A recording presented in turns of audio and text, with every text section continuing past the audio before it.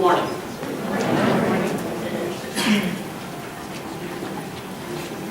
I just want to first thank Brooke and Jan.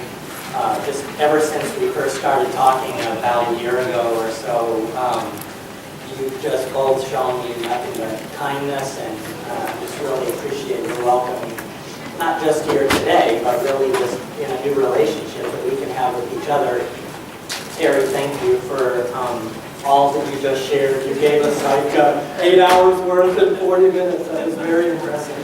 But I think that all these different pieces of the conversation are part of what we want to spread into a larger conversation today. And I just, kind of like you did, Terry, at the beginning, I want to recognize a few people. There's a few credits in the presentation that will take care of itself, but there's a couple of longtime friends that are here in this room today. I didn't know I was going to get to see today, but Amelia and Sophie, I just want to recognize you because you're part of who I am, and I'm grateful for your friendship. I have a couple of my teammates from the Lake County Health Department. If you could just stand for a moment. Sean Collins and Maria Acosta.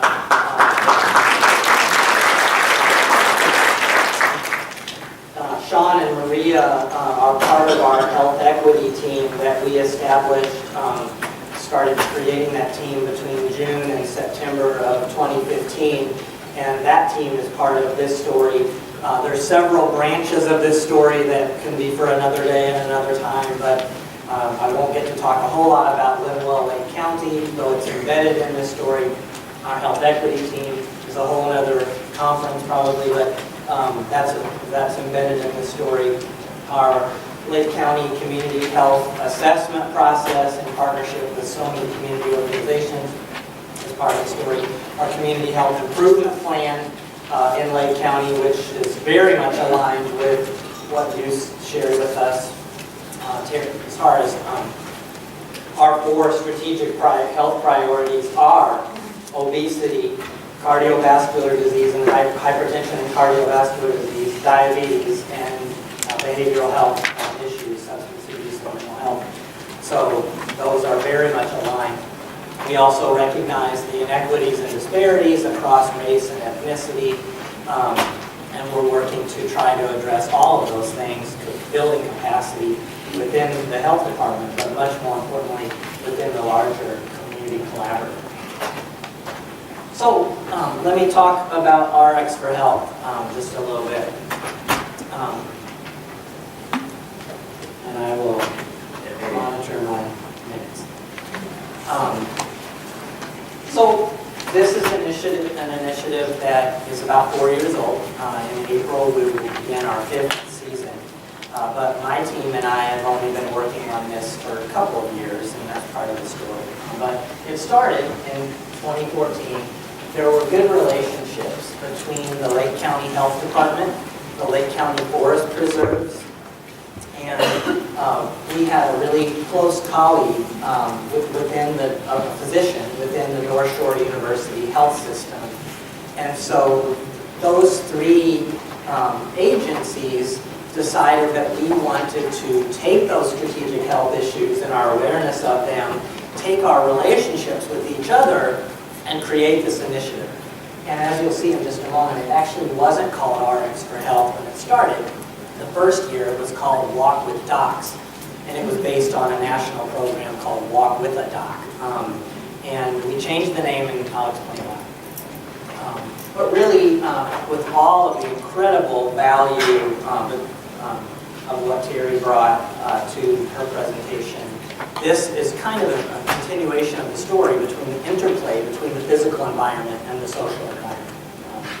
So we're glad to be part of that. And really, this is a case study, however, in community engagement, because we felt like that's where we needed to start, and I'll explain why. So these close relationships that we wanted to invest in this initiative together, I want to give credit to the beginning in 2014 to my executive director, Mark Pfister, at the Lake County Health Department and Community Health Center, Ann Main, who is our president of the Lake County Forest Preserve District, It's great to hear that you're a president as well. And Dr. Gordon Wood, who is a physician within the North Shore University Health System. And actually, he's a pediatrician by training. However, he has a vision for partnership in serving all ages of our community. So I just wanted to take a moment to share part of the impetus, part of the motivation of creating this community initiative based in always meeting in our different Lake County Forest Preserve sites. So we all know that Cook County is the largest county in Illinois. I'm so thankful that DuPage County is our sister county, and we're all aware that DuPage County is the second largest county in the state, and I'm also proud to say that Lake County is the third largest county in the state of Illinois. We have just over 700,000 people. We have a total land mass in Lake County that is under 300,000 acres for the county as a whole. And yet, our forest preserve properties are 31,000 acres, so just over 30,000 acres. So just basic math, we know that all of the land mass, out of all the land mass in Lake County, over 10% of all the land mass in Lake County is owned by the Lake County Forest Preserve. So it's just a beautiful resource for us. Over 30 sites, over 200 miles of trails. So RX for Health was created out of a desire to share this incredible natural resource with the people of our communities. We have 52 communities comprising those just over 700,000. So as we were, as my colleague Mark Pfister and Dr. Wood and Ann Main were developing the groundwork for the beginning of all this, and I'm kind of mentioning some of the details of the story because if there are other initiatives that can begin on any different scale with any different community organizations, I just wanted to lay some of the details out. Is that just even selecting dates and locations. So there are over 30 sites. We were going to have 8 walks per season from April to October. So we had to think about geographic diversity, that we wanted people to see forest preserves in different parts of the county because there are different features, whether it be a savanna or whether it be wooded areas or whether there are other types of environmental features that we want people to be able to have exposure to. Having a walk once a month isn't the answer. It's setting a tone. It's setting a model. It's trying to encourage. These places are open 365 days a year from sunrise to sunset. And we knew, based off of that last slide, that the Lake County Forest Preserve, if you fill in the blank of your community, I mean, this isn't just about us, it's just our story that is part of a larger story that we share. But the forest preserves, in theory, right, are an asset in the community that is equitably available to everyone, right? I mean, no matter who you are, 365 days a year, from sunrise to sunset, you can go to any of those sites and enjoy them. In theory, they're equitably available to everyone. But what we found in this initiative is that those forest preserve sites, those gatherings, those events were not being equitably utilized by everyone. And so I'll continue the story. So as I mentioned before, this initiative actually started off being called Walk with Docs. From the very beginning, we developed a fairly simple survey where people would check in, people would give their consent to photos being taken, and if they didn't, then we would alert our staff to make sure that we weren't taking pictures of people who had told us that they didn't want their picture taken. So any pictures you see from the rest of this, you can know that they were consent was given by all the participants. But in the survey that we gave, we found out that they weren't really coming because they wanted to talk with a health professional or a medical provider. It wasn't that that wasn't valuable, but they were really there because they wanted that naturalist-led social outing to be able to not only enjoy the walk in the forest preserve, but to learn a little bit more, to be able to have someone guiding that reflective process. The forest preserve, the Lake County Forest Preserve, has now, with our extra help being one of them, 6 different series of walks that are all naturalist-led in some way, but there is a series of walks called Forest Fitness, where it's about speed, it's about heart rate. These are not that. These are an hour and a half. Sometimes we might go a mile in an hour and a half. This is about having a naturalist, along with other community team members, lead a reflective process that is a new exposure for a lot of people. So that's why we changed it from Walk with Dogs to RX for Health, Walking in Nature. So that was all the groundwork laid in year 1. 2015, we had 8 more walks. And I just wanted to say that really sort of the summary of the first 2 years is that out of the 8 walks between April and October, those different sites, geographically diverse in the county, we counted total walkers, but we really were interested in unduplicated walkers because some people come to all of them and whatever. So we were counting unduplicated walkers so we could kind of compare apples to apples year over year. And in 2014, we had 40 unduplicated walkers. And that doesn't count staff, it doesn't count the naturalists, it's just community members. 40 unduplicated walkers in 2014, 46 in 2015. And what we found is that from the demographics, people would put in their zip code, where they live, etc., we could find out a lot of different things, their age range. We found that the large majority of these walkers in the first 2 years were people who were already frequently going to the forest preserves anyway. They were subscribers to our Forest Preserves Horizons quarterly newsletter, and they were already sort of on the inside of the forest preserve environmentally interested community. And that's great. Of course, they're critical to being part of the conversation. Volunteers, sweeps on a walk, to be able to have more people able to talk about the beauty of what we're experiencing. We want those folks there, but they were pretty much the only people who were coming. And so our team then was tapped to say, okay, help us move forward, help us build a bridge between an asset in the community that is in theory equitably available to everyone.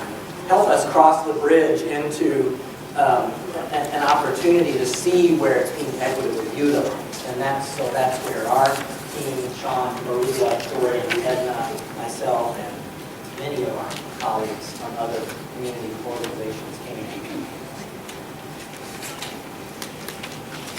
And so in 2016, we basically developed a new approach. And I like to call it Warm Bridges of Invitation. And I don't claim that that's new, and I'm sure many others have used it before me. But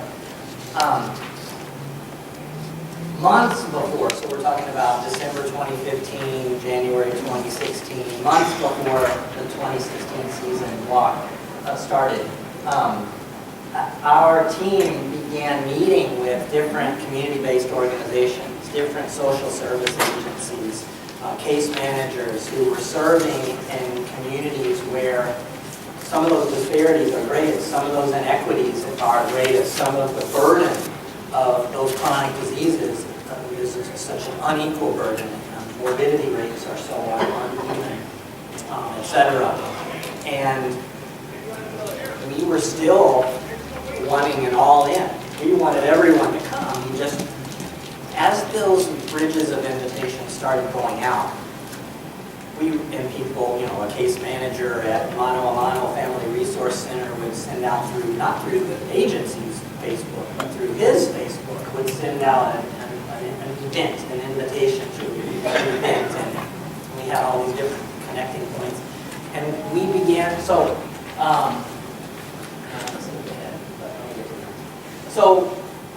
after having 46 unduplicated walkers and 8 walks in 2015, we had over 50 people at the first walk in 2016. And we had families coming up to us who said, there was a husband and a wife and a 4-year-old and a 2-year-old. I still remember this couple. And they said that they had moved to the Lake Villa community, which is where Hastings Lake is, which is where our first walk in 2016 was.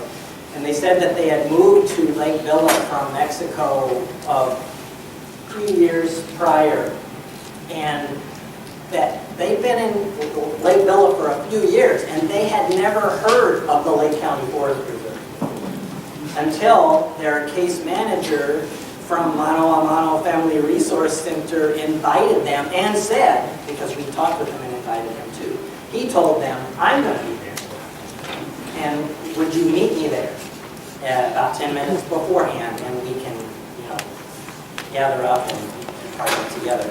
And they came, and they said, this is now one of our new favorite places, and we will continue to come back here because it's just down the road from where they live. They just had no idea.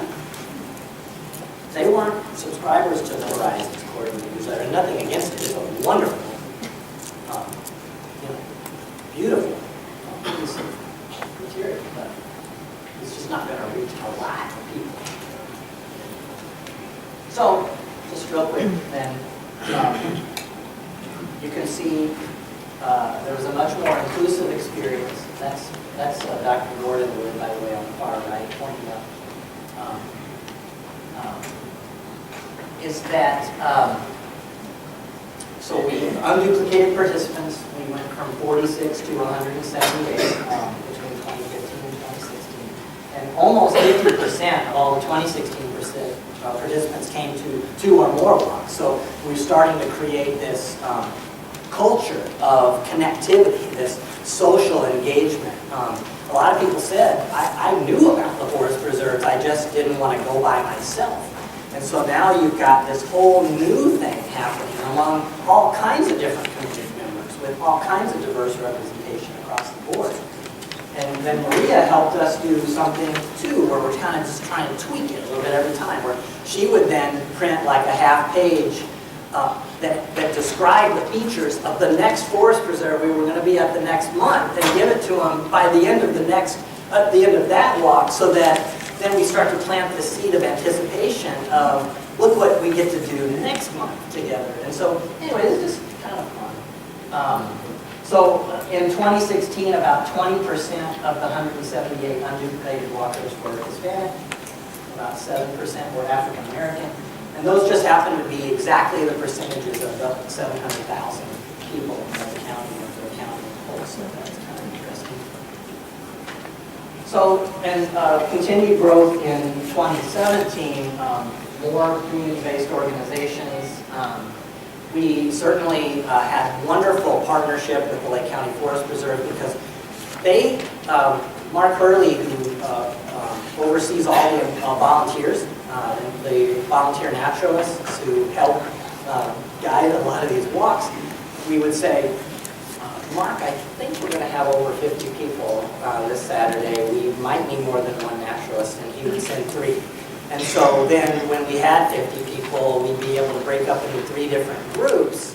We kind of mapped out a strategy. What do we do if we have 15 people? Because that's fine.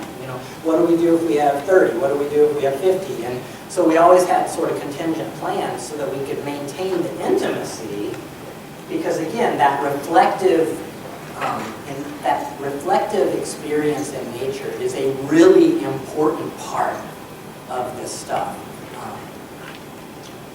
We also, with Maria and Jordan, Edna's help, we created fun facts for each of the forest preserve sites, so we could sort of help our larger team also become more familiar with, here's where we're going next. We would do pre-walks. We'd go out a week or so beforehand, and we'd walk the site before so that we were familiar, so we could actually have kind of a warm experience and not just be like, well, I don't know what this is either, which is okay, actually, but it was helpful to familiarize ourselves. And then, so an example of one of those fun facts is old school forest preserves. The first forest preserve in Illinois has been native prairie restoration with recreation facilities. Another example was large oaks dominate these woodlands that blend with small prairies. This landscape resembles what Lake County looked like when it was first settled. Just little fun facts. We can mention when we're talking to people, whether it's to the whole group, whether it's a few people we're walking with. We also created health-related talking points. We've got a few pages, a PDF of health-related talking points for naturalists and health providers so that we can kind of reinforce each other's messages with that as well. So a couple examples. Going for a walk increases oxygen flow in your body and decreases levels of cortisol, stress hormone. So, another example, a brisk 30-minute walk every day helps prevent and control high blood pressure, which reduces your chances of having stroke by 27%. So there's all these different this hybrid of naturalist facts with sort of health-related information reinforcing these messages. What's on tap for 2018? We're going to have 9 walks instead of 8. We'll still start in April, but we wanted to do 1 in November because we're trying to expand this norm of that, we know what it's been like the last several weeks, and I have a colleague at the Forest Preserve who says there's no such thing as bad weather, only bad clothes, and to a great extent I agree, but there's been some days these past few weeks where it's dangerously cold, and I don't care how many layers you have on, but that's kind of an outlier really. Most of the time I would say, 335 days out of the year is probably okay. We're going to continue to push that norm. The other thing I just wanted to mention real quick is that as part of Lidwell Lake County, which is this multi-sector community health improvement coalition movement really in Lake County that RX for Health is just one of those under, is that we have this initiative called Go Lake County, and our ultimate goal is that all of our 52 communities in Lake County over the next 3 to 5 years would have a Go initiative in their community. And so we have 3 right now: Go Gurney, Go Waukegan, and Go Antioch. And Sean is the head of that Go Lake County team. And back in October, we just invited all the park districts in Lake County to come if they were interested in learning about what the steps they would need to take to launch a Go in their community. And we had 12 new communities say that they want to launch in 2018. I mean, we were kind of looking for a more of a phased approach, but there's a lot of excitement. And so I think there will be a lot of opportunity to cross-promote, to co-brand. It's really building that shared effort at changing the cultural norms, regardless of what our race, our ethnicity, or our socioeconomic status, our educational attainment is. We want to build this larger, Robert Wood Johnson Foundation has this paper called the Robert Wood Johnson Culture of Health framework. And action item 1 is making health a shared value across all the sectors of our community. And that is really, there's 4 action areas, but that whole framework is really a model that we're using to try to build this collaborative edge across our efforts. Just really quick, back in October, so intergovernmental cooperation is highly valued. Now, I think especially in our day, or in our day and time right now, we would say that even more. But so the health department and a couple of our park districts just won from the Illinois Association of Park Districts at their, this past October, their Best of the Best Gala in Wheeling. We received the Best of the Best award for intergovernmental cooperation in this Go Lake County effort. And so I only mention that because I really think that working together is critical, and I know that's been said already, I know it's going to be said again, but any ways that we can help any of our other sister counties in this area, we would love to help build those bridges. I know that whether you're from a health department, a community agency, an environmental agency, if you're just an interested community member, it would be really great. So I don't know if you have a minute for a question or if we should just transition. You got 2 minutes for a question. How about, Levi has one question. That's a tough question right before the break, right? Why don't you stand up and speak real loud if you, unless you need a microphone. I was just wondering, can you find that more people were interested in going to these walks because you said Nature RX and the Art Market and it's a house walk versus just a regular horse-preserve walk with an ambulance? That's a great question. So she asked if there was more interest because it was branded as an RX for health, like a health-related walk instead of just any of the other walks, series of walks that the Forest Preserve offers. All I can say to that is that this series has experienced exponential growth in ways that I don't think that any of the other series have experienced. I also think that we're engaging with a diverse representation of our community in ways that probably most of the other series of walks is not. So there's multiple variables in the answer to that question, but people aren't put off by being a health